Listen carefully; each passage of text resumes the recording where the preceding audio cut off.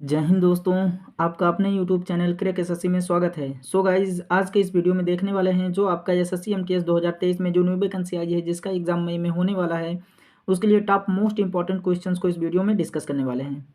और ये क्वेश्चन जो हैं ये संविधान से लिए गए हैं, इसलिए आप लोग वीडियो को अंत तक जरूर देखिएगा। और आप सभी से रिक्वेस्ट करता हूँ कि अभी तक आपने मेरे चैनल को सब्सक्राइब नहीं किया है तो ऐसे ही एसएससी एमटीएस का डेली एग्जाम ओरिएंटेड वीडियो पाने के लिए क्रैक एसएससी चैनल को सब्सक्राइब जरूर कर लीजिएगा। चलिए वीडियो को स्टार्ट करते हैं। तो हमारा पहला क्वेश्चन कह रहा है कि हर वर्ष भारत में संविधान दिवस कब मनाया जाता है। तो संविधान दिवस कब मनाया जाता है, तो 26 नवंबर हमारा करेक्ट आंसर हो जाएगा। दूसरा क्वेश्चन कह रहा है कि भारत संविधान सभा का गठन किसके अंतर्गत किया गया था। तो कैबिनेट मिशन 1846 ईस्वी के अंतर्गत किया गया था। ये हमारा करेक्ट आंसर हो जाएगा। आगे कह रहा है भारतीय संविधान सभा की पहली बैठक कब हुई थी। तो भारतीय संविधान सभा की पहली बैठक कब हुई थी, तो 9 दिसंबर 1946 को पहली बैठक हुई थी। और संविधान सभा का अस्थायी अध्यक्ष किसे चुना गया था, तो डॉक्टर राजेंद्र प्रसाद को। अस्थायी अध्यक्ष कौन थे संविधान सभा के, तो डॉक्टर राजेंद्र प्रसाद से। भारत के राष्ट्रपति को अध्यादेश निर्गत करने की शक्ति मूलतः किस अधिनियम से प्रेरित है, तो भारत शासन अधिनियम 1935 से है। ये हमारा करेक्ट आंसर हो जाएगा। आगे कह रहा है भारतीय संविधान में मौलिक कर्तव्यों का विचार किस देश के संविधान से लिया गया है। तो मौलिक कर्तव्यों का विचार किस देश के संविधान से लिया गया है, तो हमारा करेक्ट आंसर हो जाएगा रूस। ये हमारा राइट आंसर हो जाएगा। अगर वीडियो पसंद आएगी तो एक लाइक ज़रूर कीजिएगा। और ये 100 क्वेश्चंस हैं संविधान से लिए गए हैं, और ये आपके एसएससी एमटीएस के हर एक शिफ्ट के एग्ज़ाम में देखे जाएंगे। तो इसलिए एसएससी एमटीएस के एग्ज़ाम से पहले आप ये वीडियो ज़रूर देख लीजिएगा और अंत तक जरूर बने रहिएगा वीडियो में, इससे आपको बहुत बेनिफिट होने वाला है। अगला क्वेश्चन कह रहा है कि संविधान सभा की झंडा समिति के अध्यक्ष कौन थे। तो डॉक्टर राजेंद्र प्रसाद थे झंडा समिति के अध्यक्ष। संविधान के किस अनुच्छेद के अंतर्गत अस्पृश्यता का उन्मूलन किया गया है, तो अनुच्छेद 17 के अंतर्गत अस्पृश्यता का उन्मूलन किया गया है। आगे कह रहा है संविधान के अनुच्छेद 18 का संबंध किससे है, तो उपाधियों के अंत से। संविधान के अनुच्छेद 18 का संबंध किससे है, तो उपाधियों के अंत से है। भारत का संविधान कब स्वीकार किया गया, तो 26 नवंबर 1949 को भारत का संविधान स्वीकार किया गया। भारतीय संविधान पूर्णतः कब लागू हुआ था। भारतीय संविधान पूर्णतः कब लागू हुआ था, तो 26 जनवरी 1950 को ये पूर्णतः लागू हुआ था। 26 नवंबर 1949 को भारतीय संविधान किसके द्वारा अधिनियमित किया गया था। तो हम आंसर देख लेते हैं। हमारा करेक्ट आंसर हो जाएगा संविधान सभा द्वारा। हमारा राइट आंसर हो जाएगा संविधान सभा द्वारा, करेक्ट आंसर हो जाएगा।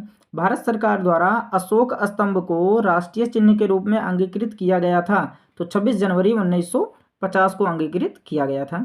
आगे कह रहा है संविधान सभा के कार्यों से संबंधित समिति के अध्यक्ष कौन थे, तो जीवी मावलंकर थे। कौन थे, जीवी मावलंकर हमारा करेक्ट आंसर हो जाएगा।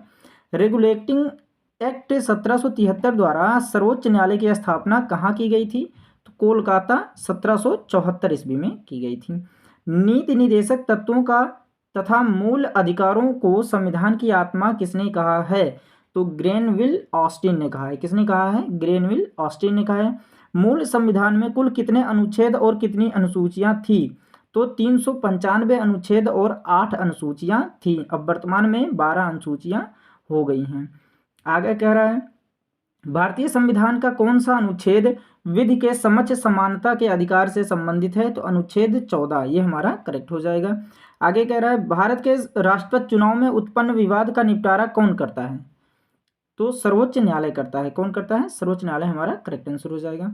आगे कह रहा है भारत के राष्ट्रपति के उसके कार्यकाल की समाप्ति से पूर्व किस प्रक्रिया द्वारा हटाया जा सकता है, तो महाभियोग के द्वारा उसे क्या किया जा सकता है, हटाया जा सकता है। भारत के राष्ट्रपति को उसके पद से हटाने का अधिकार किसे प्राप्त है, तो भारत के राष्ट्रपति को उसके पद से हटाने का अधिकार किसे प्राप्त है, तो संसद हमारा करेक्ट आंसर हो जाएगा। भारतीय संविधान के निर्माण में संविधान सभा को कितना समय लगा, मैंने संविधान जो बना है हम लोगों का वो कितने वर्ष में तैयार हो गया था, तो 2 वर्ष 11 माह और 18 दिन में हमारा संविधान बनकर तैयार हो गया था। आगे कह रहा है कि भारतीय संविधान सभा के संवैधानिक सलाहकार कौन थे। कौन थे भाई सलाहकार, तो सर वी.एन. राव थे। कौन थे, हमारा करेक्ट आंसर हो जाएगा सर वी.एन. राव थे। भारत के संविधान में सम्मिलित समवर्ती सूची किस देश से ली गई है, सम्मिलित समवर्ती सूची किस देश से ली गई है, तो ऑस्ट्रेलिया हमारा करेक्ट आंसर हो जाएगा। आगे कह रहा है भारत की संविधान सभा ने वर्तमान रूप से राष्ट्रीय ध्वज को कब अपनाया, तो राष्ट्रीय ध्वज को कब कब अपनाया गया था? तो 22 जुलाई 1947 को अपनाया गया था। ये हमारा करेक्ट आंसर हो जाएगा। अगर वीडियो पसंद आ रही है तो एक लाइक जरूर कीजिए और चैनल को सब्सक्राइब जरूर कर लीजिए ऐसे ही एग्जाम ओरिएंटेड वीडियो पाने के लिए। आगे कह रहा है, एक निर्वाचित संविधान सभा द्वारा भारत के संविधान का निर्माण करने का प्रस्ताव किसके द्वारा दिया गया था? तो क्रिप्स मिशन द्वारा। किसके द्वारा दिया गया था? क्रिप्स मिशन के द्वारा दिया गया था। भारतीय संविधान सभा का गठन किसके अंतर्गत किया गया था? तो कैबिनेट मिशन 1946 के अंतर्गत किया गया था। आगे कह रहा है, भारतीय संविधान में राज्य के नीति निर्देशक तत्वों की संकल्पना किस देश के संविधान से अभिप्रेरित है? तो आयरलैंड से। आयरलैंड हमारा करेक्ट आंसर हो जाएगा। भारतीय संविधान की प्रस्तावना में सम्मिलित स्वतंत्रता, समानता और बंधुत्व का सिद्धांत किस देश से लिया गया है? तो फ्रांस हमारा करेक्ट आंसर हो जाएगा। कृषि भारतीय संविधान की किस सूची से संबंधित है? तो राज्य सूची से संबंधित है। ये हमारा करेक्ट आंसर हो जाएगा। आगे कह रहा है, पंचायती राज भारतीय संविधान की किस सूची में सम्मिलित है? तो राज्य सूची में। पंचायती राज जो है ये भारतीय संविधान की किस सूची में सम्मिलित है? तो राज्य सूची हमारा करेक्ट आंसर हो जाएगा। भारतीय संघ के अंतर्गत किसी राज्य को सम्मिलित करने का अधिकार किसे प्राप्त है? तो ये संसद को प्राप्त है। किसी राज्य को सम्मिलित करने का अधिकार किसे प्राप्त है? तो संसद को। आगे कह रहा है कि संविधान के अनुच्छेद 1 के अनुसार भारत होगा, तो भारत कैसा होगा? राज्यों का संघ होगा संविधान के अनुच्छेद 1 के अनुसार। सर्वप्रथम कांग्रेस के किस अधिवेशन में जन गण मन गाया गया था? तो कोलकाता अधिवेशन में वर्ष 1911 में क्या गाया था? जन गण मन गाया गया था। भारतीय संविधान का कौन सा भाग संविधान की आत्मा कहलाता है? तो उद्देशिका। क्या हो जाएगा? उद्देशिका। भारतीय संविधान के किस भाग में मौलिक कर्तव्य उल्लिखित है? तो भाग 4 के ए में मौलिक कर्तव्य उल्लिखित है। भारतीय संविधान में मूल कर्तव्य किस समिति की अनुशंसा पर शामिल किए गए थे? तो सरदार स्वर्ण सिंह समिति के अनुसार शामिल किए गए थे। आगे कह रहा है, भारतीय संविधान में 11वें मूल कर्तव्य को किस संशोधन द्वारा जोड़ा गया था? तो 86वें संविधान संशोधन अधिनियम 2002 के अंतर्गत जोड़ा गया था। सर्वोच्च न्यायालय के न्यायाधीश को उसके पद से हटाने का अधिकार किसे प्राप्त है? तो हमारा राइट आंसर हो जाएगा राष्ट्रपति को। राष्ट्रपति है जो सर्वोच्च न्यायालय के न्यायाधीश को उसके पद से हटा सकता है। आगे कह रहा है, राष्ट्रपति लोकसभा को कब भंग कर सकता है? तो राष्ट्रपति जो होता है ये कब भंग कर सकता है? तो केंद्रीय मंत्रिमंडल की अनुशंसा पर क्या करता है? राष्ट्रपति लोकसभा को भंग कर सकता है। लोकसभा और राज्यसभा का संयुक्त अधिवेशन किसके द्वारा आहूत किया जाता है? तो राष्ट्रपति के द्वारा आहूत किया जाता है। ये हमारा करेक्ट आंसर हो जाएगा। भारतीय संविधान में मूल कर्तव्यों का प्रावधान किस देश के संविधान से प्रेरित है? तो रूस हमारा करेक्ट आंसर हो जाएगा। भारतीय संविधान में संसदीय विशेषाधिकार की संकल्पना किस देश के संविधान पर आधारित है? तो ब्रिटेन। ये हमारा करेक्ट आंसर हो जाएगा। इससे क्वेश्चन हर एक शिफ्ट में बनेंगे। आप लोग जरूर अंत तक वीडियो देखिएगा और हर एक क्वेश्चन हर एक शिफ्ट में आएंगे इससे, इसलिए इस वीडियो को पूरा अंत तक जरूर देखिएगा। आगे कह रहा है कि संपत्ति के मौलिक अधिकार को किस संविधान संशोधन के द्वारा मौलिक अधिकारों की श्रेणी से हटाकर केवल विधिक अधिकार बनाया गया है? तो हमारा आंसर हो जाएगा 44वें संविधान संशोधन 1978 के द्वारा। आगे कह रहा है, भारत के संविधान में प्रेस की स्वतंत्रता का प्रत्यक्ष प्रावधान नहीं है, परंतु यह स्वतंत्रता किस अनुच्छेद में अंतर्निहित है? तो हमारा राइट आंसर हो जाएगा अनुच्छेद 19A। अनुच्छेद 19A हमारा करेक्ट आंसर हो जाएगा। आगे कह रहा है, संविधान का कौन सा अनुच्छेद दोष सिद्ध के संबंध में अभियुक्तों को दोहरा एवं दंड एवं स्वशासन से संरक्षण प्रदान करता है? तो अनुच्छेद 20 हमारा करेक्ट आंसर हो जाएगा। आगे कह रहे हैं, भारतीय संविधान का कौन सा अनुच्छेद व्यक्ति की विदेश यात्रा के अधिकार को संरक्षण प्रदान करता है? तो अनुच्छेद 21 हमारा करेक्ट आंसर हो जाएगा। मौलिक अधिकारों के अंतर्गत कौन सा अनुच्छेद बच्चों के शोषण के विरुद्ध प्रावधान से संबंधित है? तो अनुच्छेद 24। अनुच्छेद से क्वेश्चन हर शिफ्ट में पूछे जाएंगे, इसलिए आप लोग इस पूरे वीडियो को पूरा देखिएगा और इसको अच्छे तरीके से याद भी कर लीजिएगा। भारतीय संविधान के अनुच्छेद 32 के अंतर्गत कौन से अधिकार परिवर्तित किए जा सकते हैं? तो मौलिक अधिकार हमारा करेक्ट आंसर हो जाएगा। अनुच्छेद 32 के अंतर्गत क्या आता है? मौलिक अधिकार आते हैं। आगे कह रहा है, मौलिक अधिकारों का संरक्षक कौन है? मौलिक अधिकारों का संरक्षक कौन है? न्यायपालिका है। कौन है? न्यायपालिका हमारा करेक्ट आंसर हो जाएगा। डॉक्टर भीमराव अंबेडकर ने मौलिक अधिकारों में से किसे संविधान का हृदय एवं आत्मा कहा है? तो अनुच्छेद 32 को। संवैधानिक उपचारों का अधिकार अनुच्छेद 32 को क्या कहा है? हृदय एवं आत्मा कहा गया है। निर्विरोध रूप से चुने गए भारत के प्रथम राष्ट्रपति कौन थे? तो निर्विरोध रूप से चुने गए भारत के प्रथम राष्ट्रपति कौन थे? तो नीमल संजीव रेड्डी थे। कौन थे? नीमल संजीव रेड्डी हमारा करेक्ट आंसर हो जाएगा। भारत के राष्ट्रपतियों में से किन का संबंध ट्रेड यूनियन आंदोलन से रहा है? तो वराह वेंकट गिरि से, वराह वेंकट गिरि थे। राष्ट्रपति का कार्यकाल कितना होता है? तो राष्ट्रपति का कार्यकाल जो होता है वो 5 वर्ष का होता है। ये हमारा करेक्ट आंसर हो जाएगा। भारत के किस राष्ट्रपति को मिसाइल मैन की संज्ञा दी जाती है? तो डॉक्टर एपीजे अब्दुल कलाम हमारा करेक्ट आंसर हो जाएगा। भारत के मुख्य न्यायाधीशों में से किसने राष्ट्रपति के रूप में कार्य किया था? तो justice M Hidayatullah, justice M Hidayatullah हमारा करेक्ट आंसर हो जाएगा। व्यक्तिगत स्वतंत्रता के अधिकार के लिए कौन सी याचिका दायर की जा सकती है? तो बंदी प्रत्यक्षीकरण, बंदी प्रत्यक्षीकरण हमारा करेक्ट आंसर हो जाएगा। संविधान में हमारे राष्ट्र का उल्लेख किन नामों से किया गया है? तो India that is Bharat, Bharat अर्थात इंडिया के उससे उल्लेख किया गया है। भारतीय संविधान में किस प्रकार की शासन प्रणाली की व्यवस्था की गई है? तो संसदात्मक शासन प्रणाली की व्यवस्था की गई है। आगे कह रहा है केंद्र सरकार का प्रमुख कौन होता है? केंद्र सरकार का प्रमुख कौन होता है? तो प्रधानमंत्री हमारा करेक्ट हो जाएगा। प्रधानमंत्री की नियुक्ति किसके द्वारा की जाती है? तो राष्ट्रपति के द्वारा प्रधानमंत्री की नियुक्ति की जाती है। आगे कह रहा है भारत का प्रधानमंत्री बनने के लिए न्यूनतम आयु कितने वर्ष होना चाहिए? तो 25 वर्ष हमारा करेक्ट आंसर हो जाएगा।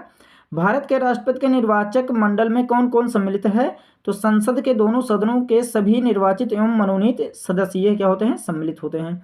भारत के उपराष्ट्रपति को पद से हटाने संबंधित प्रस्ताव संसद के किस सदन में लाया जा सकता है? तो केवल राज्यसभा में। क्या कहा जाता है? केवल राज्यसभा हमारा करेक्ट आंसर हो जाएगा। आगे कह रहा है वित्त आयोग की नियुक्ति कौन करता है? तो वित्त आयोग की नियुक्ति कौन करता है? तो हमारा करेक्ट आंसर हो जाएगा, आंसर हो जाएगा राष्ट्रपति। कौन करता है? राष्ट्रपति करता है। भारत में न्यायिक पुनरावलोकन की संकल्पना किस देश के संविधान से ली गई है? तो संयुक्त राज्य अमेरिका के संविधान से ली गई है न्यायिक पुनरावलोकन की संकल्पना। आगे कह रहा है भारत के संविधान में सम्मिलित मूल अधिकार किस देश के संवैधानिक प्रावधानों से प्रेरित है? तो ये भी संयुक्त राज्य अमेरिका से प्रेरित है। भारत के मूल संविधान में कुल कितनी अनुसूचियां थी? तो 8 और वर्तमान में अब कितनी हो गई हैं? 12 हमारा करेक्ट आंसर हो जाएगा। भारतीय संघ में नए राज्य के गठन का प्रावधान किस अनुसूची में किया गया है? तो ये हमारा करेक्ट आंसर हो जाएगा प्रथम अनुसूची में किया गया है। भारतीय संविधान में 9वीं अनुसूची को किस संविधान संशोधन के माध्यम से जोड़ा गया है? तो हमारा करेक्ट आंसर हो जाएगा प्रथम संविधान संशोधन वर्ष 1951 के तहत। भारत के संविधान में समान कार्य के लिए समान वेतन के अधिकार का प्रावधान कहाँ किया गया है? तो राज्य के नीति निर्देशक सिद्धांतों में किया गया है। आगे कह रहा है कि राज्य के नीति निर्देशक सिद्धांतों में कौन सा अनुच्छेद अंतर्राष्ट्रीय शांति और सुरक्षा के संवर्धन से संबंधित है? तो अनुच्छेद 51 हमारा करेक्ट आंसर हो जाएगा। दिल्ली राष्ट्रीय राजधानी क्षेत्र किस संविधान संशोधन द्वारा बना? तो 69वें संशोधन द्वारा बना है। अगर वीडियो पसंद आ रही है तो एक लाइक जरूर कीजिए, चैनल को सब्सक्राइब जरूर कर लीजिए ऐसे ही एग्जाम ओरिएंटेड वीडियो पाने के लिए। और मैं इस 100% गारंटी देता हूं कि अगर आपने ये पूरा वीडियो देख लिया और अच्छे तरीके से याद कर लिया तो आपके संविधान से एक भी क्वेश्चंस नहीं छूटने वाले हैं, है ना, एग्जाम में। तो अंत तक जरूर बने रहिएगा। आगे कह रहा है भारतीय संविधान का कौन सा भाग भारत को एक धर्मनिरपेक्ष राज्य के रूप में वर्णित करता है? तो संविधान की प्रस्तावना, ये हमारा करेक्ट हो जाएगा। आगे भारतीय संविधान में एकल नागरिकता का प्रावधान किस देश से लिया गया है? तो हमारा करेक्ट आंसर हो जाएगा ब्रिटेन। ब्रिटेन हमारा राइट आंसर हो जाएगा। संविधान के किस अनुच्छेद के अंतर्गत लोक सेवा आयोग के सदस्य को हटाया जा सकता है? तो अनुच्छेद 317 के अंतर्गत लोक सेवा आयोग को क्या किया जा सकता है? हटाया जा सकता है। भारतीय संविधान के निर्माण काल में संविधान सभा के कुल कितने अधिवेशन हुए थे? तो कितने अधिवेशन हुए थे? 12 हुए थे। जनगण मन को भारत के राष्ट्रगान के रूप में कब अपनाया गया था? तो 24 जनवरी 1950 को अपनाया गया था। ये हमारा करेक्ट आंसर हो जाएगा। केंद्रीय विधानमंडल सर्वप्रथम किस अधिनियम द्वारा द्विसदनीय बनाया गया? तो क्या राइट आंसर हो जाएगा? 1919 के भारत शासन अधिनियम द्वारा। राज्यसभा का सभापति कौन होता है? तो उपराष्ट्रपति होता है। राज्यसभा का सभापति क्या होता है? उपराष्ट्रपति। हमारा करेक्ट आंसर हो जाएगा। संविधान द्वारा मौलिक अधिकारों को लागू करने की शक्ति किसे प्रदान की गई है? तो सर्वोच्च न्यायालय एवं उच्च न्यायालयों को। लक्ष्मीमल सिंघवी समिति किससे संबंधित है? तो दोहरी नागरिकता से संबंधित है। ये हमारा करेक्ट आंसर हो जाएगा। नए राज्य के गठन की शक्ति किसे प्राप्त है? तो संसद को प्राप्त है। नए राज्य की गठन की शक्ति किसे प्राप्त है? तो संसद को। किस सदन की अध्यक्षता ऐसे व्यक्ति द्वारा की जाती है जो उसे सदन का सदस्य नहीं होता? तो राज्यसभा हमारा करेक्ट आंसर हो जाएगा। आगे कह रहा है संविधान संशोधन का प्रावधान किस अनुच्छेद के अंतर्गत किया गया है? तो अनुच्छेद 368 के अंतर्गत किया गया है, ये हमारा करेक्ट आंसर हो जाएगा। भारतीय संविधान में संशोधन के लिए संसद के किस सदन में विधेयक लाया जा सकता है? तो लोकसभा अथवा राज्यसभा किसी भी सदन में विधेयक को लाया जा सकता है। किस संविधान संशोधन अधिनियम को लघु संविधान कहा जाता है? तो 42वें संविधान संशोधन को क्या कहा जाता है? लघु संविधान कहा जाता है।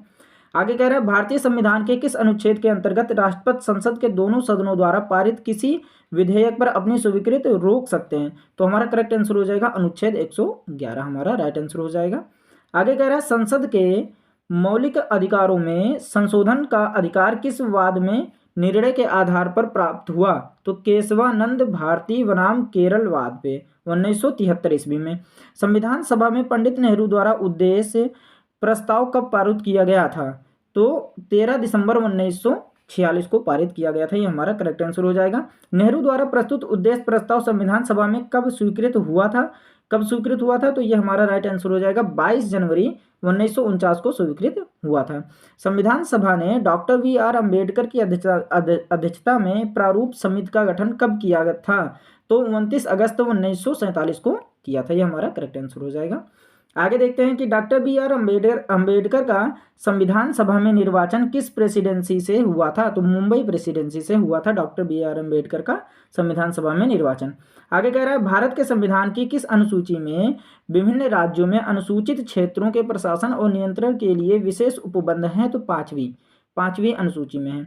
सरकारों द्वारा शुल्क एवं कर लगाने का अधिकार संविधान की किस अनुसूची में उल्लिखित है? तो 7वीं अनुसूची हमारा करेक्ट आंसर हो जाएगा। आगे कह रहा है राज्य भूमि सुधार अधिनियम को संवैधानिक सुरक्षा प्रदान करने हेतु इसे किस अनुसूची में सम्मिलित किया गया? तो 9वीं अनुसूची में हमारा करेक्ट आंसर हो जाएगा। अध्यक्षतात्मक शासन प्रणाली का आधारभूत तत्व क्या है? एकल कार्यपालिका है। क्या है? एकल कार्यपालिका हमारा करेक्ट आंसर हो जाएगा। भारत के संसदीय शासन प्रणाली एवं ब्रिटेन की संसदीय शासन प्रणाली के मध्य अंतर का मुख्य बिंदु कौन सा है? तो न्यायिक समीक्षा, ये क्या है? अंतर है।